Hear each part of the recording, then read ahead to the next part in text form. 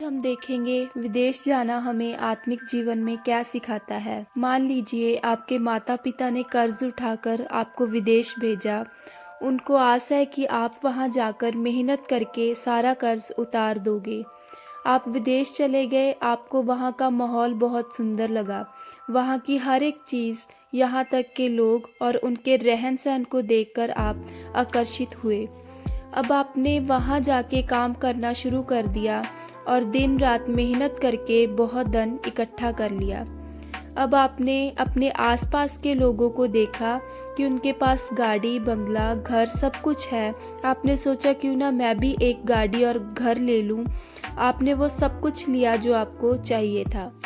कुछ समय बाद विदेश में ऐशो आराम की ज़िंदगी बिताते हुए आपके पास वो सारा धन खत्म हो गया जो आपने इकट्ठा किया था, और साथ ही साथ आपको याद आता है कि आपका वीज़ा भी खत्म हो चुका है। आपके पास अब अपने घर यानी अपने देश में लौटने के सिवाय और कोई ऑप्शन नहीं है। तो बताइए, आप विदेश से अपने साथ क्या वापस लेकर आए?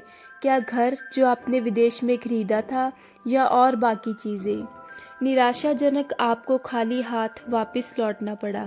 आपने इतनी मेहनत से विदेश में जो घर, गाड़ी, बंगला सब कुछ बनाया था, वो आप अपने साथ वापस नहीं लेके आ सकते थे। अब आप सोचिए आपके माता पिता पे क्या बीत रही होगी, जिन्होंने आपको विदेश में भेजने के लिए इतना कर्ज उठा रखा था। उनकी तो सारी आस उम्मीद खत्म हो गई। अब वो लाखों का कर्जा जो उन्होंने लिया था कौन उतारेगा? विदेश में इतना धन इकट्ठा करने से आपको कुछ भी लाभ नहीं हुआ। तो आपको अपना धन कहाँ इकट्ठा करना चाहिए, विदेश में या अपने देश में? पता है, इस उदाहरण से हम आत्मिक जीवन में क्या सीखते हैं? यही कि ये धरती, ये संसार हमारे लिए एक विदेश है, यानी ये फॉरेन कंट्री की तरह है। जैसे हम किसी फॉरेन कंट्री से कुछ समय के लिए जाते हैं, वैसे ही इस धरती पे भी हमारा जीवन कुछ समय के लिए ही है। जैसे विदेश में जितने टाइम का वीज़ा होता है उतनी ही देर हम रुक सकते हैं, उसके बाद हमें अपने देश में लौटना होता है। वैसे ही इस धरती पे भी हमारा जीवन कुछ समय का है, फिर मौत के बाद हमें यह धरती छोड़कर परमेश्वर के सामने खड़े होना पड़ता है। जैसे फॉरेन से लौटने के बाद आप आपके माता पिता के सामने खड़े होते हैं, तब परमेश्वर आपसे पूछेंगे, मैंने तुझे अपने हाथों से रचकर इस धरती पे भेजा था कि वहाँ जाके तू मेरी महिमा करके, प्रार्थना करके, मेरे वचनों को मान के स्वर्ग के लिए अपना धन इकट्ठा करे।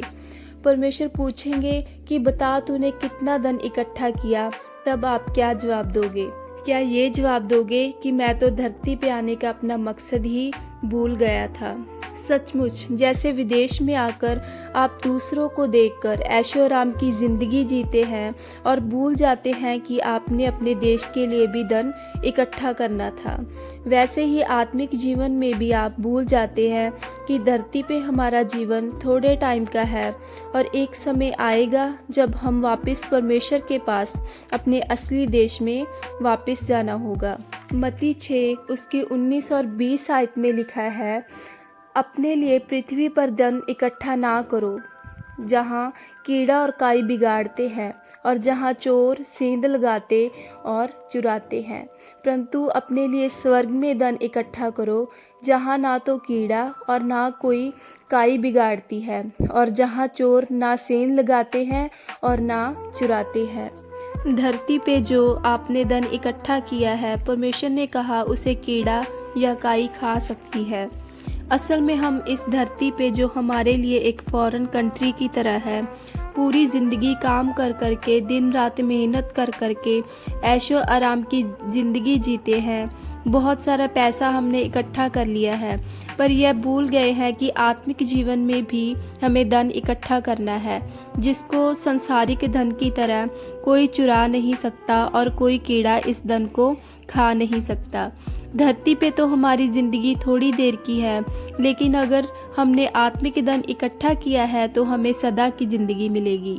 तो ज़रूरी है कि हम अपना आत्मिक धन धरती पे रह के स्वर्ग के लिए इकट्ठा करें। परमेश्वर आपको आशीष दे। आमीन।